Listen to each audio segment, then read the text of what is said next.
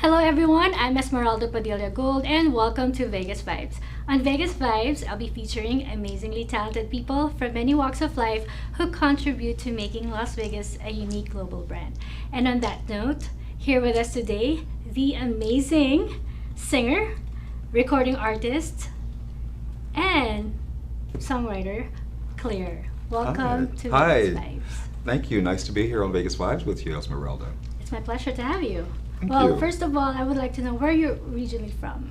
I'm originally from a city called Montgomery, Alabama. That's where And I heard from you earlier that you came from a big family. Yes, I come from a pretty large family. 5 immediate brothers and sisters, but I have several other step brothers and sisters. So if you count us all up together, it'd probably be about 11. Wow. Wow. So you know, if you always get learn to answer to, "Hey, you," and everybody turns around because you know everybody. You forget everybody's name? Well, you know, parents do. You know, they'll go through the line. I don't know if you've ever seen that, witness before, but a parent will be wanting to get one child's attention, but they'll go from the top to the bottom or the bottom to the top of all the names before they get to the actual one that they want to talk to. Wow. So they'll go blah blah blah blah blah, and then they'll go, "You know who I'm talking about," and be looking straight at you. It's like, well, but I'm not them, and then you don't ever do that. So, I would like to know, when did you discover your natural ability to perform or your passion for music? Well, it's always been something that has been an innate part of my character, and Does anybody in your family sing? My mother does. My mother did. She was a gospel singer. In fact, she wanted to be a professional gospel singer until she started having children, and then she put that on the shelf to raise a family. To raise 11 kids? Well, no, she didn't raise 11. She raised 5. Oh. I said, okay. with brothers and step brothers and sisters, and okay. you know, because my father had other children and everything like that. Well, so I don't know if your father brought everybody in one house. No. No. No, my mother would have probably shot him. She was like, I know. But I spent time with my father on that side of my family, as well as of course being raised by my mother. But my mother and aunts and dad used to tell me that when I was about 2 years old, when I was walking and everything like that, I would always dance.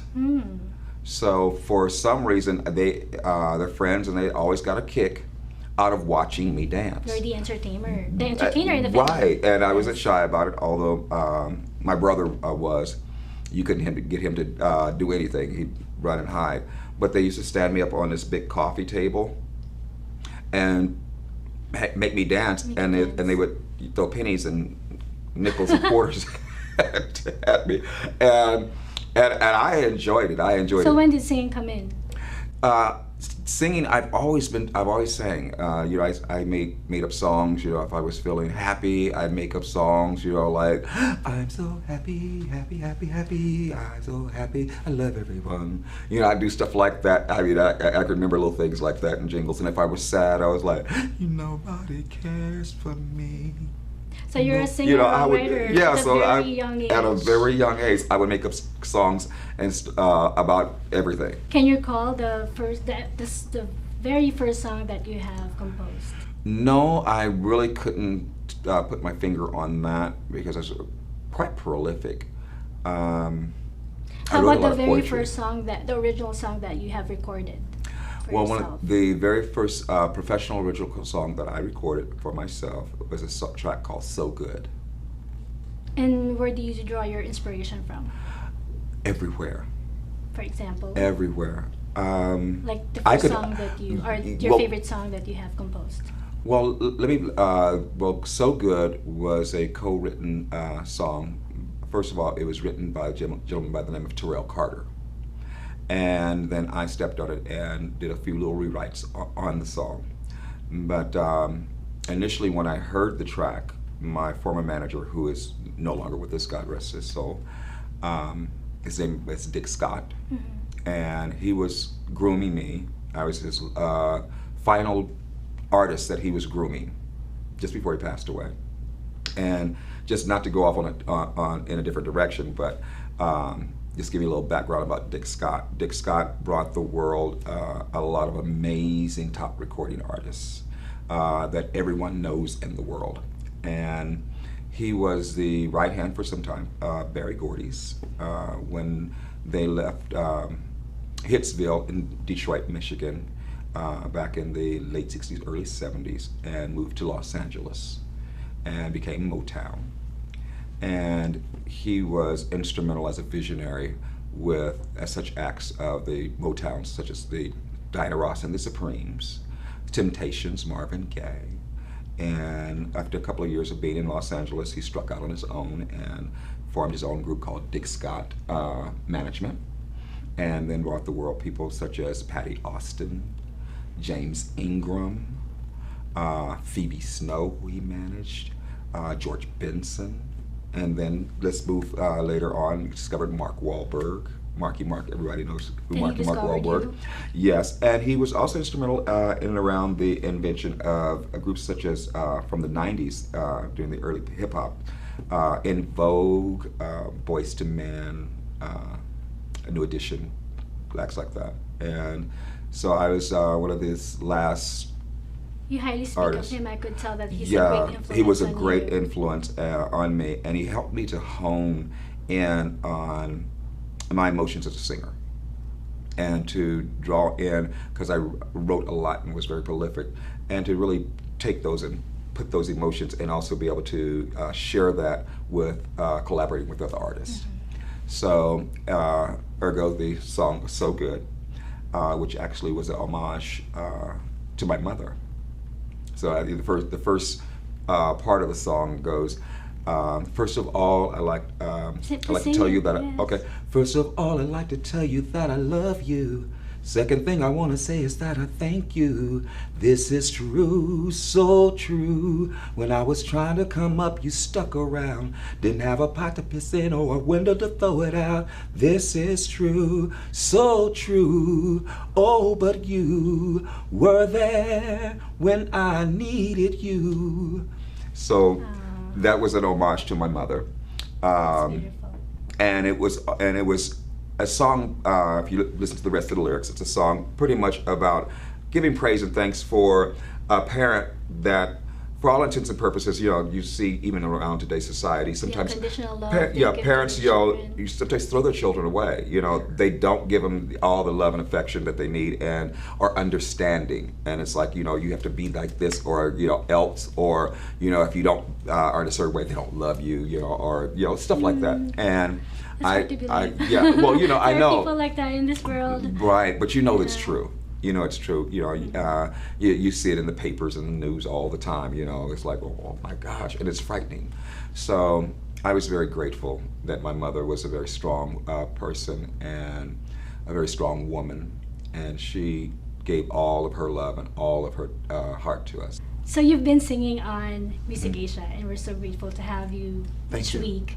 But is there any other specific performance that you would say that stands out in your memory that has changed you and made you a better performer?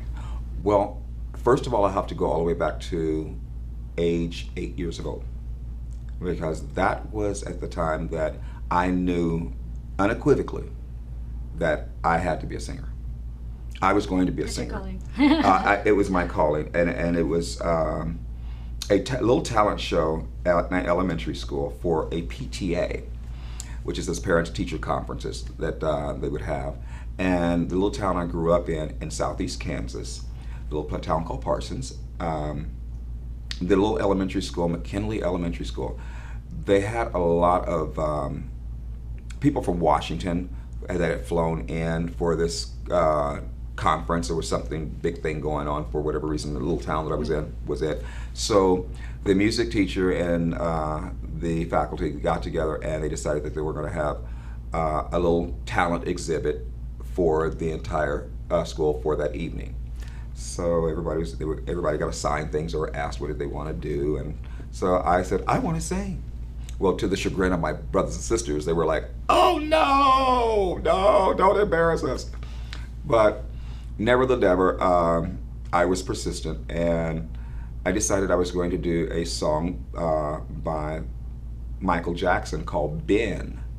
Ben, Yeah, yes, do you it's remember a that beautiful song? Right. song, yes. Ben, the two of us need look no more. That. And so the piano music teacher at the school, she swore up and down she knew the song.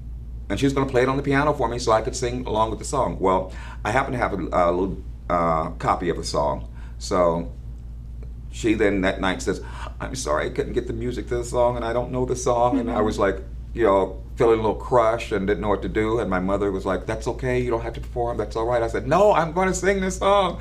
I've been practicing for weeks. I'm singing this song. And so they tried to look around for a device to play the music on so I could sing along with the song. And that was to no avail.